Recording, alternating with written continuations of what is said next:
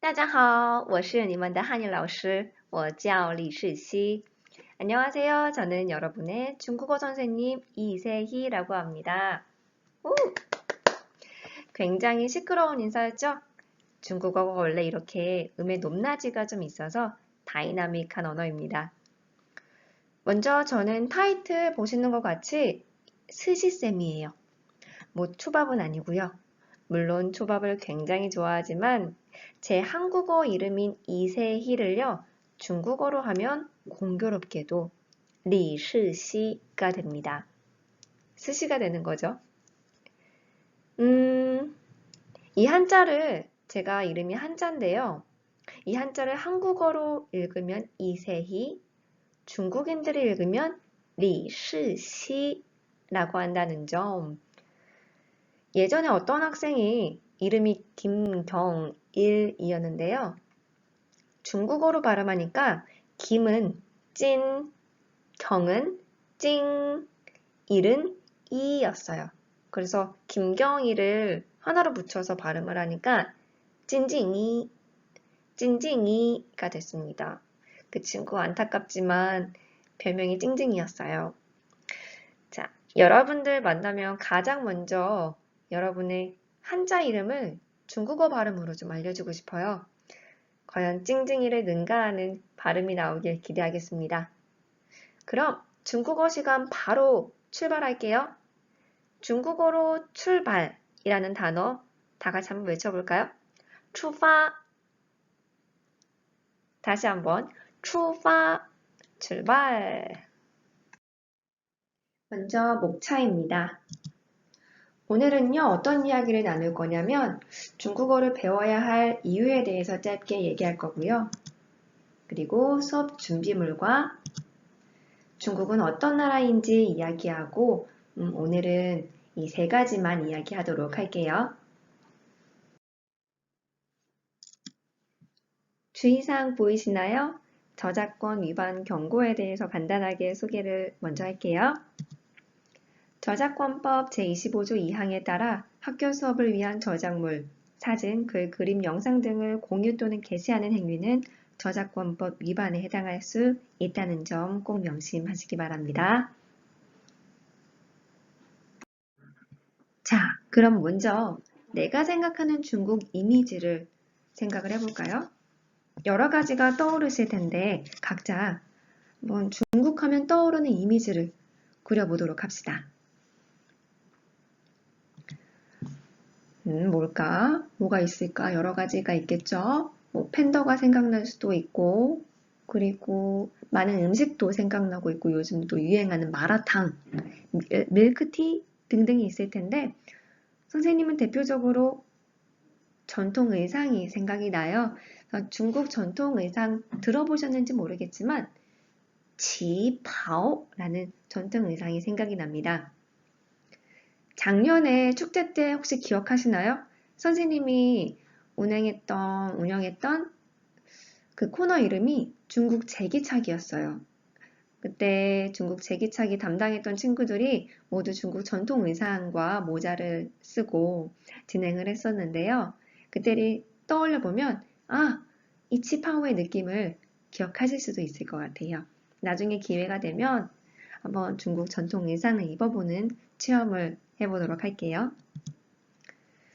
옆에 이미지는 선생님이 최애하는 my favorite, 선생님이 가장 좋아하는 음식 중에 하나입니다. 뭘까요? 양꼬치예요. 많이 먹었을 때는 30개 정도 먹었던 걸로 기억을 해요. 이게 먹다 보면은 개수를 셀 수 없을 정도의 매력적인 맛이라서 그렇게 먹었던 기억이 있습니다. 우리들이 너무 좋아하는 짜장면이죠. 짜장면 뭐죠? 짜장면이죠. 짜장면을 중국어로 짜장면이라고 하는데 한국의 맛과 중국의 맛이 좀 다른 것 같아요. 한국의 맛은 달달함이 섞여 있는 아주 매력적인 맛이죠. 중국에서 먹었던 짜장면의 맛은 한국보다는 짭조름했던 기억이 있습니다. 나중에 계약을 하고 나서 서로의 의견을 공유하면서 이미지를 이야기해 보도록 해요. 자, 그럼 먼저 중국어를 배워야 할 이유를 이야기하고 넘어가 볼까요? 중국어를 배워야 할 이유는 많은 것 같아요. 그 중에서 학생들에게 물어보면 대부분에 나오는 답들은 남과 다른 경쟁력을 갖출 수 있고 중국어를 잘하면 돈을 많이 벌 수 있대요 라고 대답하는 친구도 있었고요. 중국의 경제가 미국처럼 이제는 정말 빠르게 성장하고 있기 때문에 영어와 더불어 중국어도 같이 공부해야 된다는 친구도 많았습니다. 물론 이런 장점들 때문에 중국어를 공부하긴 하죠. 하지만 선생님이 중국어를 좋아하게 된 계기는 조금은 남달랐던 것 같아요. 여기서 선생님은 중국어를 왜 배웠을까에 대해서 궁금해하는 친구들이 몇몇 있어서 소개를 좀 할게요. 선생님이 중국의 하얼빈이라는 추운 도시에서 1년 동안 유학 생활을 했었는데요. 처음에는 중국어가 굉장히 낯설고 시끄러웠던 느낌이 강했어요. 그러다가 중국어를 조금씩 배우고 특히 중국어 발음을 좀 멋있게 하려고 노력했던 것 같아요. 점점 실력이 늘면서 중국인들과 대화하는 저의 모습에 제가 좀 뻑이 갔다고 할까요? 제가 좀 간지가 났다고 표현해야 될까요? 멋있더라고요. 외국인들이 능숙한 한국어로 대화하면 조금 멋있어 보이듯이 다른 언어로 또 다른 인종의 사람들과 대화를 나누는 제 모습이 멋있어 보여서 중국어를 좋아하게 된 것 같습니다. 그리고 이렇게 중국어를 배웠기 때문에 지금 여러분과 함께 할 수 있는 영광을 누리고 있는 거겠죠? 여러분도 어떤 이유도 상관없으니까요. 자기만의 꼭 한 가지 정도의 공부를 하는 이유를 만들면 조금 더 즐겁게 학습할 수 있을 것 같아요. 중국어뿐만 아니라 다른 과목도 마찬가지고요. 준비물입니다. 교과서 받으신 거 있죠? 교과서를 펴고 같이 수업을 들으시면 같이 체킹을 하면서 들으면 훨씬 더 이해가 빠르실 거예요. 그리고 필기구 필요하겠죠? 핸드폰 혹은 컴퓨터가 필요합니다. 이렇게 준비물을 준비해 주시면 될 것 같아요. 지도로 보는 중국. 지금 자세하게 화면을 보시면 뒤에 지도가 하나 보일 거예요. 중국 지도인데요. 모양을 한번 쌤이 그려볼게요. 겉에만 제가 노란색으로 한번 쭉 그려보겠습니다. 자, 천진, 텐진을 지나서 상해를 지나서 홍콩, 마카오 지나서 쭉 가다가 실크로드도 보이시죠? 쭉쭉쭉쭉 완성! 혹시 어떤 동물의 이미지가 연상되나요? 선생님은 이 부분이 약간 토끼의 귀 모양 같기도 하고요. 귀여운 강아지 모양인 것 같기도 하고 여러분은 어떤 생각을 갖고 있는지 굉장히 궁금합니다. 정답 말씀드릴게요. 정답은요. 꼬끼요. 닭 모양이라고 해요. 이것도 상식으로 알아두시면 좋을 것 같습니다. 중국 땅이 워낙 넓어서 인구도 많은 거 알고 있죠? 이 지도를 다 설명하려면 사실 한 달도 모자라요. 그래서 오늘은 우리가 꼭 알아야 할 간단한 중국에 대한 상식만을 알아볼 건데요. 먼저 중국의 명칭입니다. 중국이 중국 아닌가요? 라고 하시는 분들이 많으실 것 같아요. 그런데 우리가 알고 있는 이 중국은요, 사실 긴 명칭을 줄여서 쓴 말이에요. 바로 中华人民共和国, 中华人民共和国. 한국어로 하면 중화인민공화국입니다. 앞글자 중자와 뒷글자를 붙여서 중국이라고 표현한 거죠. 지금 제가 설명하고 있는 부분은요, 앞에 화면의 왼쪽 상단에 보시면 이렇게 간략하게 표현되어 있는 이 설명 부분을 보면서 수업을 들으시면 좋을 것 같아요. 우리 한번 그러면 그 발음을 다시 한번 같이 해볼까요? 천천히 한번 해볼게요. 中华人民共和国 한 번 더 따라하겠습니다. 中华人民共和国 중화인민공화국 네, 지금 몇몇 따라해준 친구들이 있을 거라 믿고요. 앞으로 좋은 일이 일어나길 바라겠습니다. 다음 중국의 수도를 한번 알아볼게요. 우리나라의 수도는 어디죠? 네, 서울이죠. 서울이 중국어로 쇼월, 중국인들은 서울을 쇼월이라고 합니다. 중국의 수도는 바로 베이징입니다. 다시 한번 베이징. 선생님, 베이징 하면 될 것을 굳이 왜 소리를 베이징 이렇게 하시나요? 라고 생각하시는 분들이 또 있을 것 같아요. 이거는 나중에 중국어의 특징을 아시면 바로 이해가 되실 겁니다. 오늘은요, 그냥 중국어 소리가 이렇게 음의 높낮이가 있는 특이한 언어구나 라고만 생각하시면 될 것 같아요. 이왕 한 김에 다시 한번 중국 베이징을 발음 한번 해볼게요. 베이징. 전에 어떤 학생이 쌤, 저 이번 방학 때 중국 베이징 다녀왔어요 라고 하더라고요. 그래서 어땠어? 라고 말하니까 좋더라고요, 쌤. 만리장성도 있었고 베이징 오리고기도 되게 맛있게 먹었대요. 그래서 제가 그래? 그럼 혹시 북경은 다녀왔어? 라고 물어보니까 그 학생이 북경은 아직 안 가본 것 같은데요, 쌤? 자, 여기서 뭔가 살짝 이상한 점을 캐치한 친구들이 혹시 있나요? 사실 한자인 북경, 즉 북쪽 북, 서울 경자 이 발음을요, 중국인들은 좀 다르게 합니다. 중국인들은 북쪽의 북을 베이라고 하고요.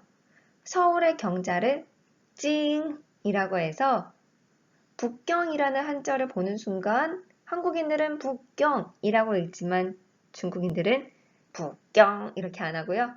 베이징이라고 합니다. 다시 말해서 북경이라고 써있는 한자를 중국인들은 베이징이라고 읽는다는 거죠. 따라서 북경과 베이징은 같은 지역이라는 거 여러분 다 알고 계셔야 해요. 그럼 한 가지 더. 한자로 상해, 중국의 지역이죠. 상해라는 발음은 한국인들은 상해라고 발음을 하지만 중국인들은 그 상해라는 한자를 보고 상해 이렇게 안 하고요. 이렇게 발음합니다. 아마 들어보셨을 것 같아요. 상하이. 다시 한번 상하이 라고 합니다. 저 상해와 상하이 아주 묘하게 발음이 닮아 있죠? 중국어를 공부하면 알겠지만 우리나라의 말이 한자가 대부분을 차지해서 중국어 발음과 비슷한 게 너무 많아요. 예를 들면 뭐가 있을까요? 네, 파출소 아시죠? 파출소, 경찰서, 파출소. 파출소가 한자예요, 여러분들. 네, 한자를 보시고 한국인들은 파출소라고 읽고요. 중국인들은 파이추소, 파이추소라고 발음을 합니다. 하나 더 들어볼까요? 한자 민주주의, 한자죠. 민주주의. 민주주의, 한국인들은 민주주의라고 읽지만 중국인들은 민주주의, 민주주의 이렇게 발음이 납니다. 많이 비슷하죠? 다음으로는 중국의 면적을 살펴볼 텐데요. 면적 크기의 정확한 어떤 수치, 숫자는 외울 필요가 없는 것 같고요. 대충 한반도의 44배 정도 크다고 생각하시면 될 것 같아요. 어마어마하죠? 다음은 중국의 행정구역입니다. 행정구역이라는 개념 어려워하실 필요는 없는 것 같아요. 그냥 우리나라의 서울특별시, 인천광역시처럼 구역을 나눠서 나라의 행정을 운영하는 개념이에요. 중국의 많은 지역 중에서 정치, 경제적으로 중요한 역할을 맡고 있는 직할시라는 그런 구분이 있는데요. 이 넓은 땅덩어리의 네 군데의 지역이 직할시입니다. 중요한 지역 네 군데 한번 알아볼게요. 이 네 군데 중에 두 군데는 여러분들이 충분히 아실 수 있는 지역입니다. 먼저 대표적인 중국의 수도 어디죠? 아까 말씀드렸던 베이징, 북경입니다. 자, 그럼 여러분들 핸드폰 화면에 보시면요. 작아서 글씨가 안 보일 수도 있지만 한번 찾아볼게요. 중국의 수도를 찾아보겠습니다. 베이징, 베이징이라고 적혀 있는 곳 한번 찾아보세요. 5초의 시간을 주면 좀 더 빨리 찾으려나? 5, 4, 3, 2, 1. 네, 그러면 저도 한번 체킹을 해볼게요. 베이징 바로 중요하니까 빨간색으로 한번 표시를 해보겠습니다. 베이징 위에 보이시죠? 밑에 빨간 줄로 베이징을 체킹해 놨습니다. 한국어 발음으로는 북경이고요. 이 베이징 보시면 옆에 베이징, 티난먼, 천안문, 이 티안먼 이렇게 발음이 나는데 이 그림이 좀 작아서 제가 큰 걸로 한번 올려볼게요. 네, 이곳이 바로 북경에 있는 천안문 광장입니다. 이곳을 간단하게 설명을 드리면요. 1949년 10월 1일 이 천안문 광장에서 중화人民共和国, 중화인민공화국, 즉 중국이 사회주의 국가가 시작된 것을 선언한 역사적 장소입니다. 알아두시고요. 다음으로는 공업이 발달한 천진이라는 곳도 4개의 직할시에 포함됩니다. 천진은 중국어로 티엔진이라고 발음을 하는데요. 티엔진이라고 써있는 곳도 한번 찾아볼까요? 천진, 티엔진, 네. 아마 쉽게 찾으셨을 것 같은데 바로 옆 동네죠? 여기 있습니다. 티엔진, 그리고 아까 이야기했던 상하이 어디였죠? 네, 상해도 이 4개의 직할시에 포함이 됩니다. 상해의 위치를 한번 찾아볼까요? 상해의 위치, 상하이. 사실 여러분 눈치채셨는지 모르겠지만 직할시 표현은 깃발로 되어 있거든요. 그래서 깃발, 빨간색 깃발 어딨죠? 여기입니다. 해안가에 위치한 상하이. 저는 상해는 한번 그림을 올려보고 싶어요. 그림을 한번 싹 올려볼게요. 네, 여기 아래 상해의 야경을 찍은 사진이 있는데요. 여기서 또 하나 한번 발견을 해볼까요? 이 사진 보시면 왼쪽에 어딘가 낯설지 않은 건물이 혹시 보이시나요? 바로 동방민주, 동방명주라는 건물이 있습니다. 제가 펜으로 한번 표시를 해볼게요. 이번에는 이것도 빨간색으로 한번 표현해 보겠습니다. 네, 이렇게 요 탑 있죠? 요 건물 잘 한번 구경해 보세요. 낯설지 않으실 수도 있어요.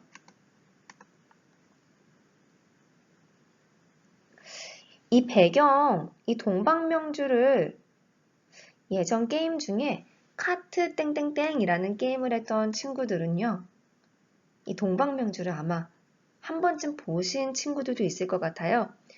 이렇게 게임 배경에도 나올 만큼 이 건물은 중국의 상해를 상징하는 멋진 건축물 중에 하나입니다. 상해는 특히 사진에서도 보듯이 야경도 정말 멋있으니까요.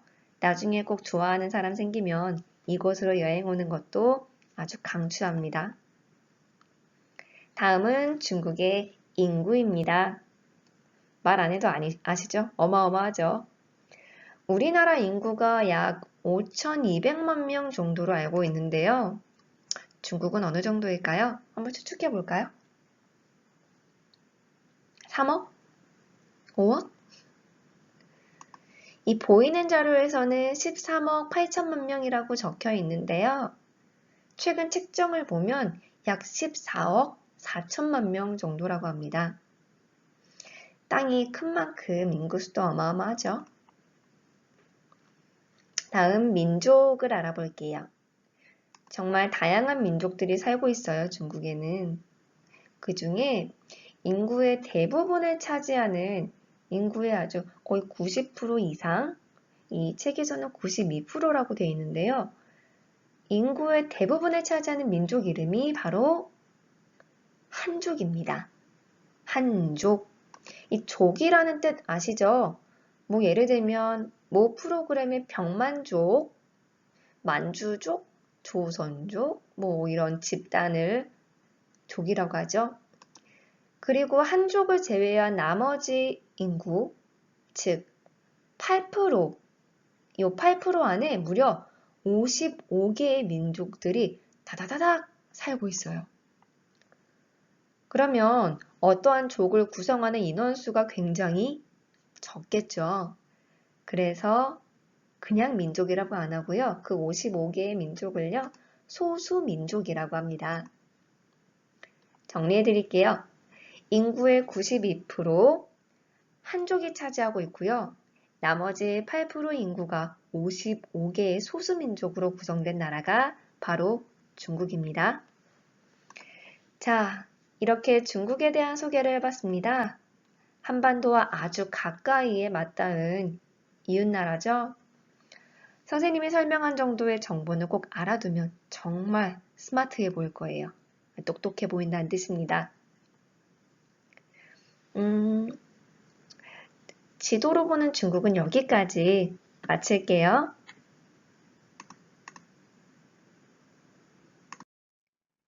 자, 그럼 방금 설명했던 중국에 대한 간략한 정리를 다시 한번 해볼게요. 나라 이름이 뭐였죠? 명칭. 좀 어려웠죠? 바로 중화인민공화국. 중국어로 中华人民共和国. 다시 한번 中华人民共和国. 좋습니다. 넘어갈게요. 그 다음 중국의 수도가 어디였죠? 수도. 맞습니다. 베이징이었죠? 다시 한번 발음 갈게요. 베이징. 따라해보시면 더 입에 착착 감길 거예요. 다시 한번 베이징. 좋습니다. 다음 이 개념은 제가 아직 설명을 안 드렸어요. 국기, 나라의 깃발이죠? 우리나라의 깃발 뭐죠? 태극기죠. 기자로 끝나네요. 중국 역시 기자로 끝납니다. 왜냐면 기가 깃발 기자거든요. 체킹 한번 해볼게요. 이렇게 깃발 기자입니다. 자, 그럼 오, 성, 홍, 기인데 이 오자는요. 5, number 5. 오, 숫자 5를 가리키고요. 이 성자는요. 반짝반짝 빛나는 별, 성자입니다. 오, 성의 뜻은 5개의 별이죠. 그리고 마지막으로 이 빨간색으로 제가 홍을 칠해볼게요. 이 홍자는 지금 제가 힌트를 좀 드렸어요. 밑에 줄 쳐진 색깔이 어떤 색깔이죠? 그렇죠. 빨간색이죠. 붉을 홍자입니다. 결국엔 정리하면 오성홍기의 뜻은 5개의 별이 있는 붉은색 깃발이라는 뜻이죠. 국기 많이 보셨을 텐데 한번 보죠. 짠! 이렇게 제가 요거를 그림을 한번 그려보겠습니다.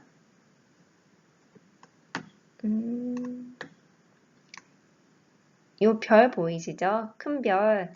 이 큰 별은 중국의 공산당을 의미해요. 중국은 당이 하나입니다. 일당 체제라고 하는데요. 이 공산당을 의미하는 게 바로 큰 별입니다. 나중에 누군가한테 써먹으세요. 저 별이 뭘까? 라고 물어보는 친구가 있다면 저거 공산당이야 라고 하고 이렇게 쿨하게 대답해 주시면 됩니다. 다음 중국의 인구수가 몇 명이었죠, 여러분? 자, 14억이었죠? 14억 정도 되신다고 생각하면 돼요. 그 다음 민족은 몇 명이었죠? 민족 맞습니다. 56개의 민족이 있고요. 대다수를 차지하는 요 한족과 55개의 소수 민족들로 구성되어 있어서 총 56개의 민족이 있다고 보시면 돼요. 자, 마지막으로 면적입니다. 면적은 어느 정도 되죠? 네, 한반도의 약 44배의 면적을 갖고 있다는 점 머릿속으로 정리해 주세요.